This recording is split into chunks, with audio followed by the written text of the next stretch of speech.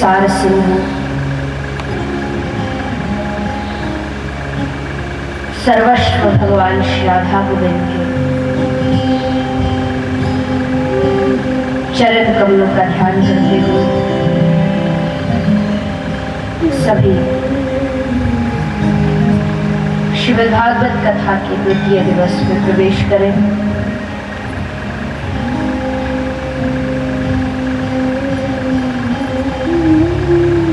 पधारे हुए सभी भगवत प्रेमी हरिभक्त वैष्णव जनों के चरणों में सभी को व्यासपीठ की ओर से मेरा प्रणाम।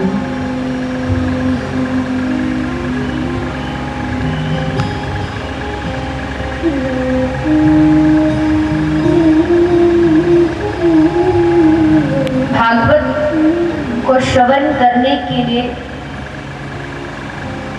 केवल जो पंडाल में उपस्थित श्रोता है, जो हमें दिखाई देते हैं,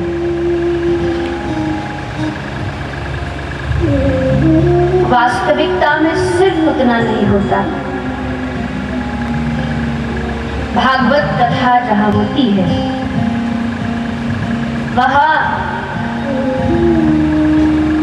समस्त देवी देवता भी अपना अपना स्थान ग्रहण करके उस भागवत का रसास्वादन करते हैं।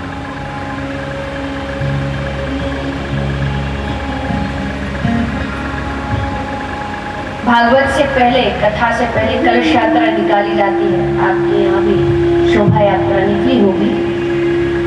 मुख्य यजमान जी सर पर पोथी रखते हैं और सभी भक्तगण माताएं उस सर पर कलश धारण करती है। उसमें थोड़ा जल होता है।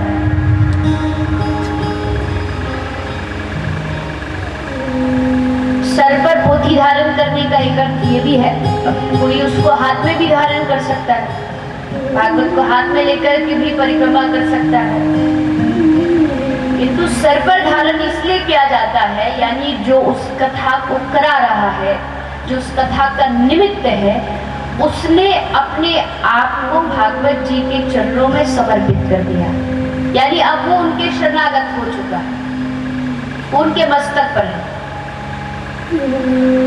और जो माताएं कलश धारण करती हैं, उसमें जो जल होता है, जब उसको कलश को पंडाल में आके स्थापित किया जाता है, तो विप्रगणों द्वारा मंत्रोच्चारण के द्वारा समस्त देवी देवताओं का, समस्त तीर्थों का आवाहन किया जाता है और समस्त तीर्थ, समस्त देवी देवता आकर के उस कलश में बैठ के 7 दिन तक कथा श्रवण करते हैं। 7 दिन बाद सब अपने अपने लोक को प्रस्थान करते हैं। उस जल में 7 दिन तक देवी देवता का वास रहा, इसलिए सब माताएं उस जल को घर ले जाती हैं और अच्छे स्थान पर रखती हैं, छिड़काव करती है घर। यानी उन कलशों में समस्त देवी देवता तीर्थों को बुलाया जाता है।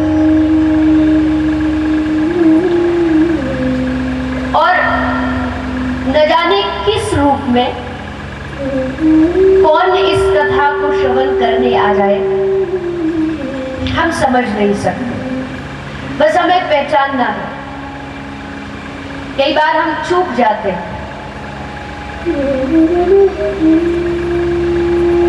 मंदिर के प्रांगण में खड़े हुए भगवान के परम भक्त पवन पुत्र श्री हनुमान जी महाराज, इनको भगवान का सबसे बड़ा सेवक कहा गया है। क्यों सेवक कहा गया है? ये कौन सी सेवा करते हैं? ये इतने बड़े भक्त क्यों हैं? बोले राम कथा सुनबे को रसिया, हरि कथा सुनबे को रसिया। ये श्री ठाकुर जी की कथा श्रवण के लिए हमेशा तत्पर रहते हैं। ऐसा कोई स्थान नहीं होगा कलयुग में जहां भगवान नाम होता हो, सत्संग होता हो और श्री हनुमान जी महाराज न पधारते।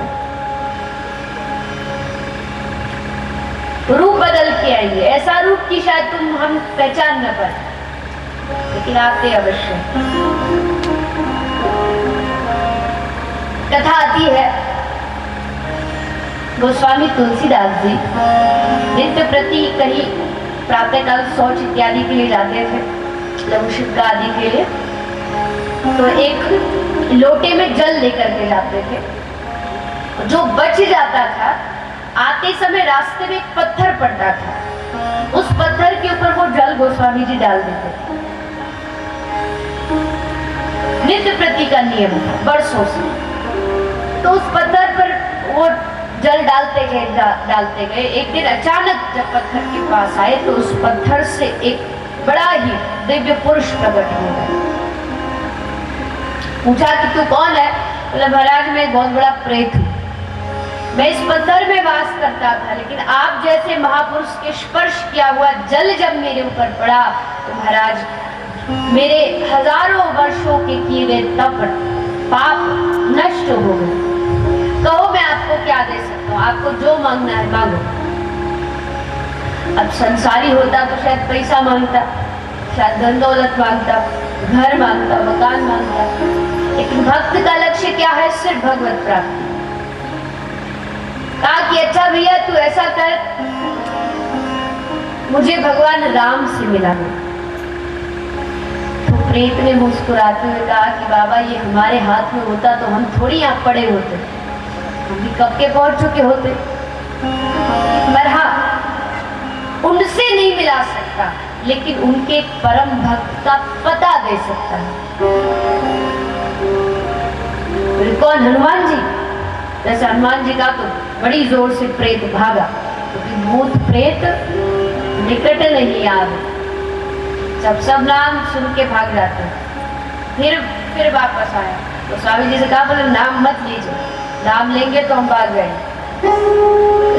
उन्हीं का पता बता रहे हैं। आपके गांव के पास कथा चल रही है, उस कथा पंडाल के बाहर जहां सब लोग अपनी चप्पल उतारते हैं, उस स्थान पर एक बड़ा ही दिखने में बड़ा अजीब एक कोढ़ी पड़ा है।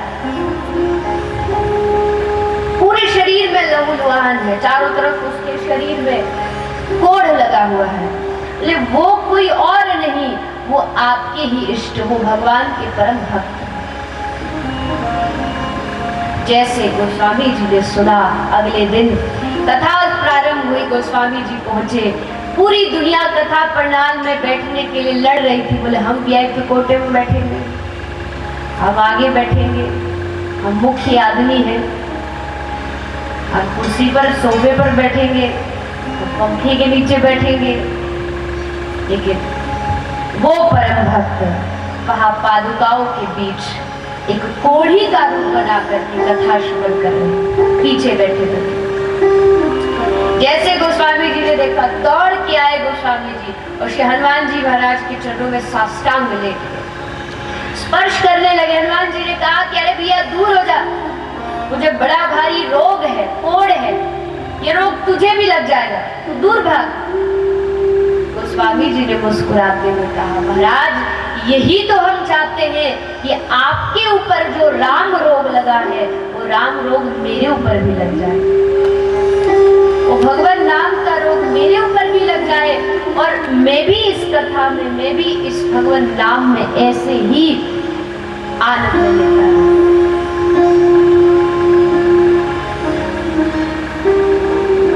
ऐसे हनुमान जी महाराज जो भगवान की कथा श्रवण के लिए इस प्रकार कथा श्रवण करें। हम लोग कोई भी हमारी हैसियत नहीं, और हमको लगता है कि ऐसा होना चाहिए, वैसा होना चाहिए, क्योंकि कथा या तो कोई सुनता नहीं, और एक बार सुन ले तो फिर छोड़ता नहीं। ये कथा की खासियत है। भगवान नाम की जो कथा, गोपी तो कहती थी हे प्रभु तेरी इस कथा ने हमें बर्बाद कर दिया। क्यों? बोले जब भी कोई घर का कार्य करती है तुम्हारी कथा की याद आती है, तुम्हारी लीलाओं की याद आती है, और फिर सब कुछ भूल जाती है।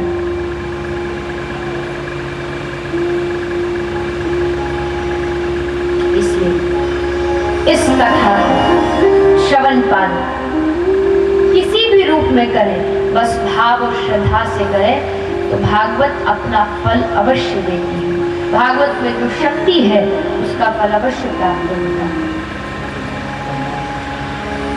महात्मा को हम आप सब ने कल श्रवण पान किया कि कथा को श्रवण करने से क्या फल प्राप्त होता है।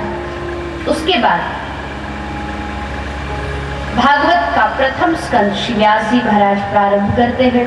मंगलाचरण के द्वारा श्री व्यास जी महाराज ने स्तुति की है। जन्माद्यस्य यतुन्वयादितरतः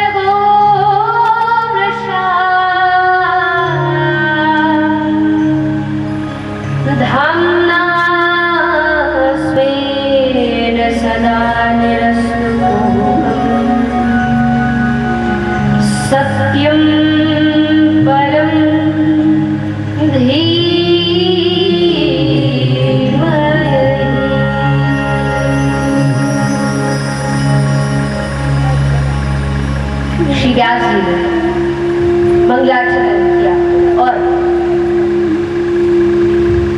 ऐसा अद्भुत मंगलाचरण किया, ऐतिहासिक मंगलाचरण। क्योंकि कई लोग मन में विचार करें, सामने राम भगवान की मंदिर है, मूर्ति है, हनुमान जी विराजमान है, तो इस स्थान पर तो राम भगवान की कथा होनी चाहिए, राम कथा होनी चाहिए। भागवत क्यों हुई? भागवत तो कृष्ण कथा है। किंतु व्यास जी ने इन सब झंझटों को दूर करते हुए लिखा कि जब किसी भी आप ग्रंथ की भूमिका में प्रवेश करते हो तो उस ग्रंथ में किसकी चर्चा, उसका नाम लिया जाता है। राम की, कृष्ण की, देवी की, गणेश की, किसकी चर्चा है। किंतु व्यास जी ने भागवत के मंगलाचरण में एक भागवत अकेला ऐसा ग्रंथ है जिसमें किसी भी देवी देवता का नाम ना लेकर के सिर्फ एक शब्द में लिख दिया, सत्यम परम धीमहि। जो सत्य को मानता है, चाहे वो राम भक्त हो, चाहे वो कृष्ण भक्त हो, चाहे शिव भक्त हो, चाहे वो हिंदू हो, चाहे मुस्लिम हो, किसी भी धर्म का हो, भगवान की कृपा कुछ भी कर सकती है। भगवान की कृपा भक्त पर कैसे भी बरस सकती है। इसलिए जब किसी ने रक्षा नहीं की तब भगवान कृष्ण ने की। इसलिए हे उत्तरा, जब भी कष्ट आए तो संसार वालों के पास जाके समय व्यर्थ मत करना, समय बर्बाद होगा, कोई मदद नहीं करेगा, सीधा भगवान कृष्ण की शरण में। ये शिक्षा हम और आप, कभी दुख आए तो यहाँ वहां भटकने से अच्छा है कभी करके देखना। कभी कोई निराशा हो, कष्ट हो तो अपने घर के ऐसे कोने में जहाँ कोई नहीं आपको देख सकता, जहाँ कोई आपको रोक ना सके, डिस्टर्ब ना कर सके, चुपचाप जाकर के घर की कुंडी लगाओ और बस प्रेम से, भाव से 3 बार हाथ उठा करके हरे कृष्ण कृष्ण कृष्ण हरे हरे, हरे राम राम राम हरे हरे तुम जाप करो। तो जब अंदर उस कमरे में, कक्ष में घुसे तो चेहरे पर बड़ी उदासी थी, लेकिन जब 3 बार भगवान नाम लेकर के तुम उस कक्ष से बाहर निकलोगे तो तुम्हारे चेहरे पर एक बड़ी भारी प्रसन्नता होगी। ये भगवान नाम का प्रभाव है, कभी करके देखिए। जो शक्ति भगवान नाम से मिल सकती है वो शक्ति किसी दूसरी चीजों से नहीं मिल सकती। शांति कहाँ से मिलेगी? शांति का कोई दवाई तो आती है नहीं, कोई प्रोडक्ट तो आता नहीं कि तुम ये खाओ और शांति मिल जाएगी।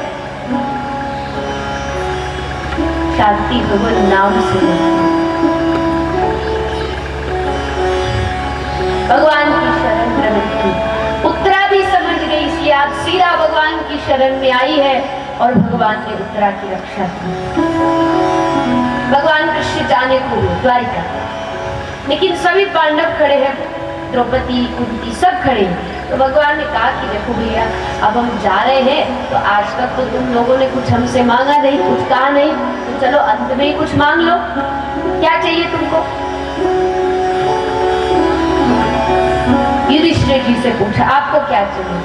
बोले प्रभु, मुझे सब धर्मराज कहते हैं, मैं सत्य पर चलता हूँ, इस सत्य की राह से मैं कभी भटकू नहीं, बस ऐसी प्रकार तथास्तु।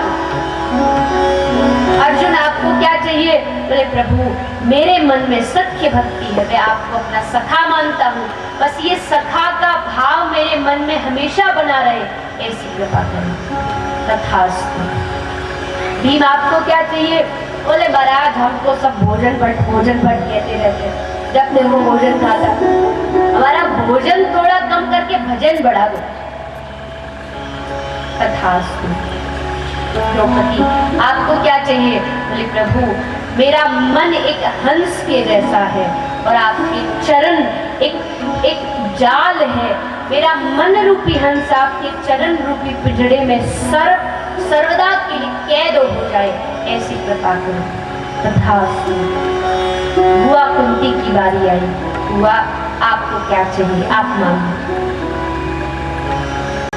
बुआ कुंती कहती है, प्रभु, मांगा तो उससे जाता है जिसको पता नहीं हो कि हमें क्या चाहिए।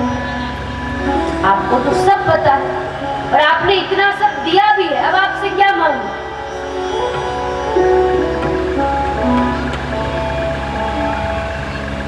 नहीं बुआ, आज तक आपने कभी कोई शिकायत नहीं की, आज आपके पास अवसर है, जो मांगना है मांगो। मैं कृष्ण वादा करता हूँ, अगर आप ब्रह्मा की गद्दी भी मांगोगी तो मैं एक क्षण में आपको दे दूंगा, एक क्षण नहीं लगाऊंगा, दे दूंगा।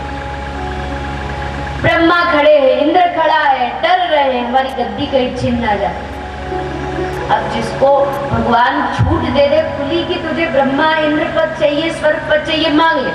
हम में से ऐसा कौन सा व्यक्ति होगा जो नहीं मांगेगा? भगवान कह रहे कि तू ये मांग ले। तो देवता खड़े खड़े कांप रहे, हमारी पद ना चला जाए। लेकिन बुआ कुंती ने हाथ जोड़ा और ऐसा वरदान मांगा जो इतिहास में आज तक किसी की हिम्मत नहीं हुई। हाथ जोड़ करके कहती है, विपदहा संतुना शश्वत तत्र तत्र जगद्गुरु भवतो अदर्शनं यस्य अपुनर्भव दर्शनम्। हे गोविंद, हे माता, हे कृष्ण, अगर मुझे कुछ देना ही है तो आप सदा सर्वदा के लिए मेरे जीवन को दुखों से, विपत्तियों से भर दो। एक दुख खत्म ना हो कि दूसरा दुख आ जाए। मेरा जीवन दुखों में बीते, क्यों? क्योंकि दुखों के सहारे आपका स्मरण होता है, आपकी याद बनी रहे, और जिस दुख से आपकी याद बनी रहे उससे बड़ा सुख भला दुनिया में और क्या हो सकता है।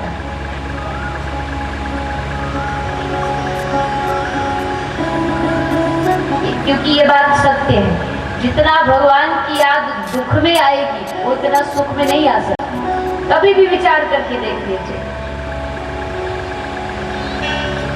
वो जरा सी प्राकृतिक आपदा आती है तो हम सब कैसे भजन पूजा में लग जाते हैं, क्योंकि हमें पता अब दुख आया।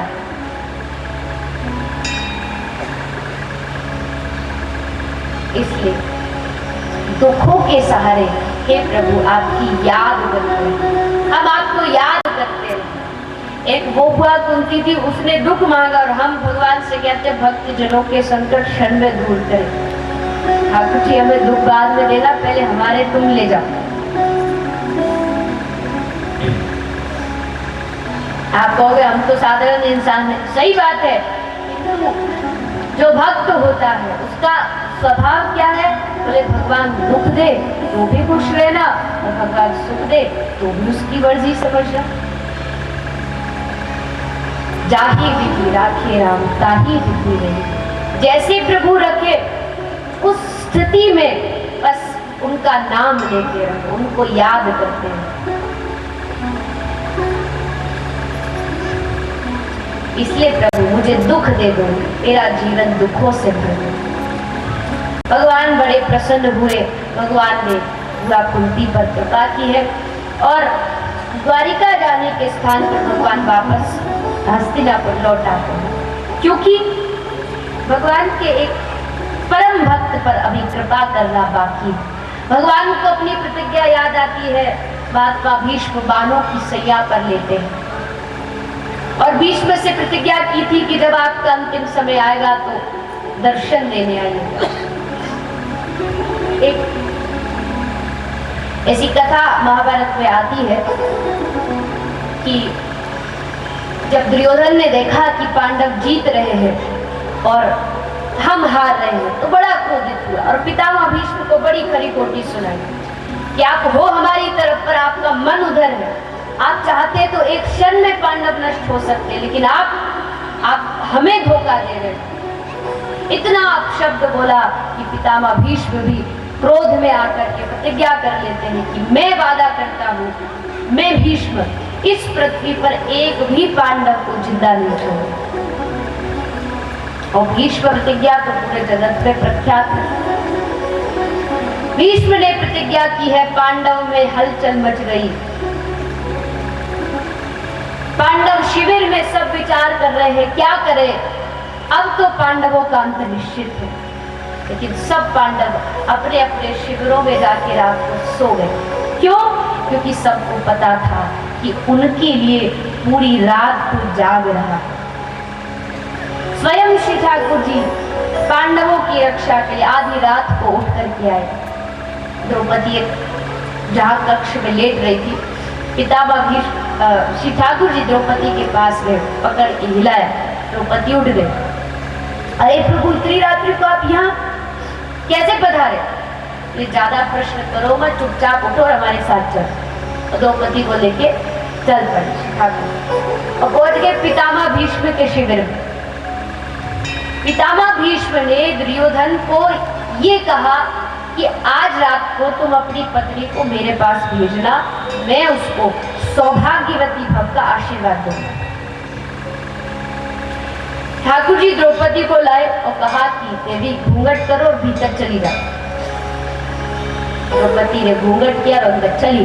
अब घूंघट में थोड़ी दिखाई देता, घूंघट से तो बड़े बड़े काम बड़ी आसानी से हो जाते हैं। अब तो खैर कोई नहीं करता, किंतु पहले घूंघट होते थे तो ब्रज में तो आज भी होता है। तो सबसे बड़ा घूंघट का फायदा कथा में ही होता है। तो क्या फायदा होता है? वो पुरुष कोई हो वो सो जाए तो दिखता है, लेकिन भैया घूंघट करके कुछ भी करे भीतर किसी को नहीं पता। तब सोचेगा अरे वाह बड़े ध्यान से सुन रही है, पता चला उसकी तो समाधि लगी हुई है।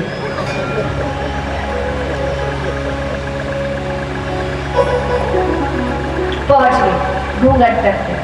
पितामह भीष्म के सामने जाके हाथ जोड़ के प्रणाम किया। पितामह भीष्म के हाथ उठा के आशीर्वाद दिया, सौभाग्यवती भव। दोबारा प्रणाम किया, दोबारा आशीर्वाद दिया, सौभाग्यवती भव। 5 बार द्रौपदी ने प्रणाम किया और 5 बार पितामह भीष्म ने सौभाग्यवती भव का आशीर्वाद दिया। तब द्रौपदी ने घूंघट उठाया और कहा, महाराज एक तरफ तो पांडवों को नष्ट करूंगा ये प्रतिज्ञा और एक तरफ वरदान दिया सौभाग्यवती भव। अब 2 वरदान एक साथ कैसे निभाओगे? पितामह भीष्म ने कहा, द्रौपदी तू यहाँ अकेली तो नहीं आई,